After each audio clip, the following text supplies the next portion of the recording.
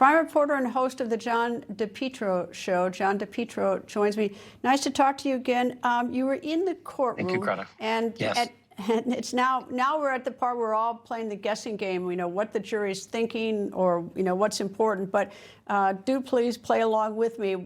Can you note the jury's reaction during the closing argument of both lawyers? Very attentive, Greta, and both attorneys, as you can imagine, delivered. Kevin Reddington, he delivered the kitchen sink. It was the police, it was the doctors, he was taking shots at some of the witnesses, the prosecutors. I think they both had very passionate but closing arguments. The jury is now 9 women and 3 men. And as I've told you, Greta, this is not a young jury. So there's a number of different charges here. And I think this is going to take a while. Something else that's of note is because of the 3 of them, each child will have their own charging document. And that makes you pause, I think. Would someone, just pass on, say, Callan, that little 8-month-old, and go not guilty with that? It's high tension, high drama. I think it was, to be honest with you, kind of a low bar for the Commonwealth. A lot of people have second-guessed the prosecution. So Attorney Sprague seemed to deliver, especially who just played. There was dead silence when she finished with that, discarded toys on the basement floor, and she was done playing the game. What's going to happen here? The judge, by the way, was very, very thoughtful. I think everyone understands the consequences of this. It was a packed courthouse.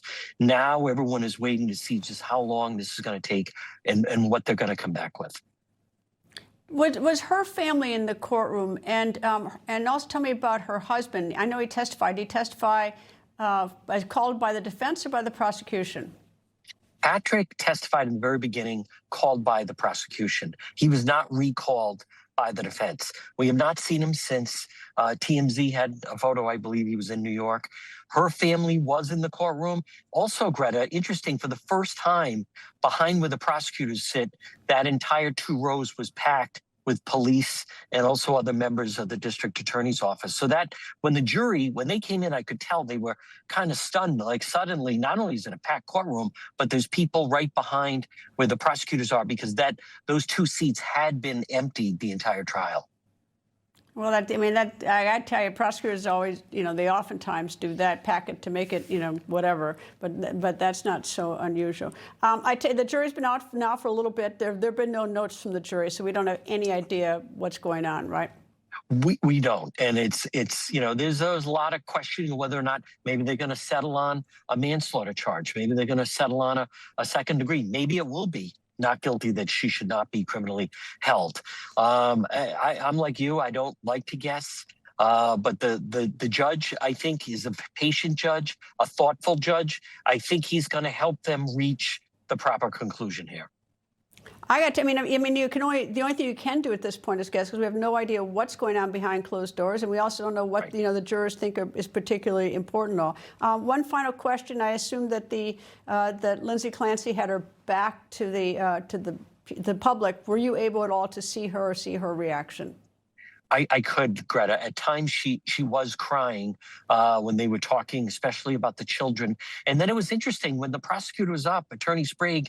That was the first time that I've seen that Lindsay Clancy was actually looking at Attorney Sprague as she was making the argument, and then also looking at the jury. The past couple of days, I don't know if I'd say she's animated, but she definitely has spent more time looking over the jury, looking exactly who's going to decide her fate. She had some rough sobbing outbursts in the beginning. Again, whenever the children, they get into that, it's difficult, especially they were holding up photos of these beautiful children. But she seemingly calmed down and is now just awaiting her fate. Well, I certainly don't envy the jury, and I'm grateful, that they've agreed to do this, because it's a horrible job. John DePetro, thank you, sir, and thank you for helping us out with this. Thank you. Good to be with you, Greta. People think news just happens. It doesn't. It happens because there's someone there to capture the moment, to explain it and share it. That's my job. I go where news breaks and give you the facts. Join me for The Record on Newsmax.